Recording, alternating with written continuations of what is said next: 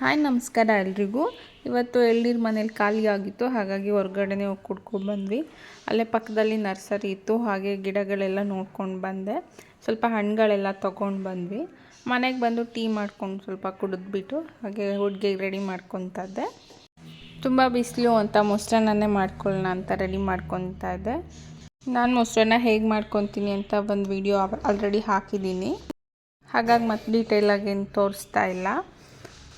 ನನಗೆ pulse polio ಹಾಕ್ಸೋದಿತ್ತು, already late ಆಗಿಬಿಟ್ಟಿತ್ತು. ಅದಕ್ಕೆ ಅಂದ್ಬಿಟ್ಟು ಕರ್ಕೊಂಡೋಗಿ ಹಾಕ್ಸ್ಕೊಂಡು ಬಂದ್ವಿ.